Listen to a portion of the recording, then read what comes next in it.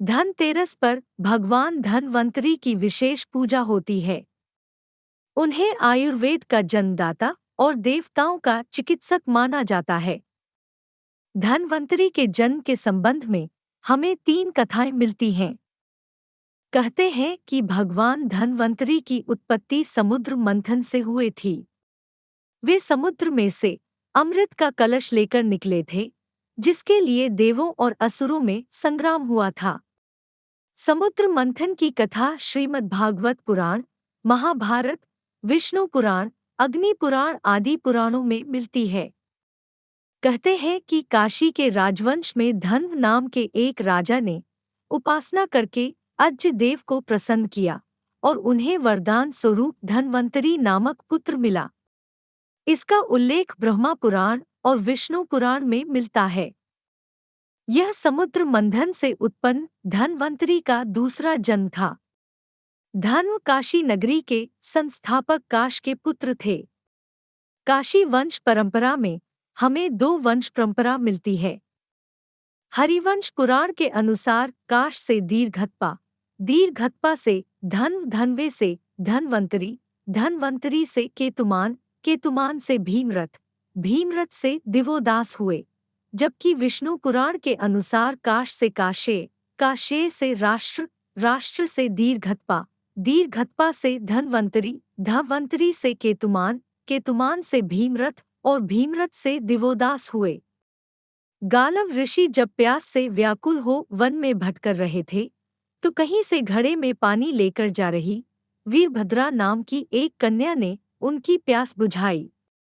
इससे प्रसन्न होकर गालव ऋषि ने आशीर्वाद दिया कि तुम योग्य पुत्र की मां बनोगी।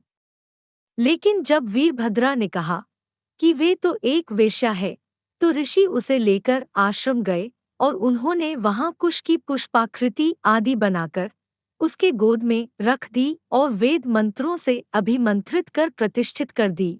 वही धन्वंतरी कहलाए। उपरोक्त में से प्रथम 2 कथाएं ज्यादा मान्य है।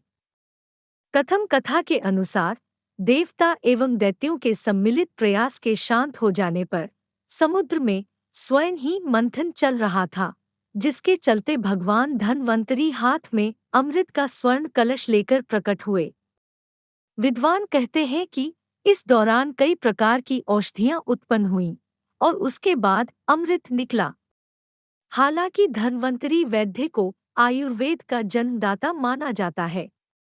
उन्होंने विश्व भर की वनस्पतियों पर अध्ययन कर उसके अच्छे और बुरे प्रभाव गुण को प्रकट किया। धन्वंतरी के हजारों ग्रंथों में से अब केवल धन्वंतरी संहिता ही पाई जाती है, जो आयुर्वेद का मूल ग्रंथ है।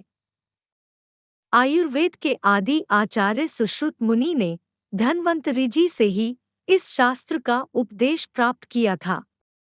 बाद में चरक आदि ने इस परंपरा को आगे बढ़ाया। कहते हैं कि धन्वंतरी लगभग 7000 ईसा पूर्व हुए थे। वे काशी के राजा महाराज धन्व के पुत्र थे। उन्होंने शल्य शास्त्र पर महत्वपूर्ण गवेषणाएं की थीं। उनके प्रपौत्र दिवोदास ने उन्हें परिमार्जित कर सुश्रुत आदि शिष्यों को उपदेश दिए। दिवोदास के काल में ही दशराज्य का युद्ध हुआ था। धन्वंतरी के जीवन का सबसे बड़ा वैज्ञानिक प्रयोग अमृत का है। उनके जीवन के साथ अमृत का स्वर्ण कलश जुड़ा है। अमृत निर्माण करने का प्रयोग धन्वंतरी ने स्वर्ण पात्र में ही बताया था। उन्होंने कहा कि जरा मृत्यु के विनाश के लिए ब्रह्मा आदि देवताओं ने सोम नामक अमृत का आविष्कार किया था। धन्वंतरी आदि आयुर्वेदाचार्यों अनुसार 100 प्रकार की मृत्यु है। उनमें एक ही काल मृत्यु है।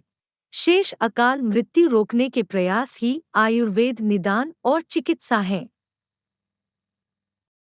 आयु के न्यूनाधिक्य की एक एक माप धन्वंतरी ने बताई है। धनतेरस के दिन उनका जन्म हुआ था।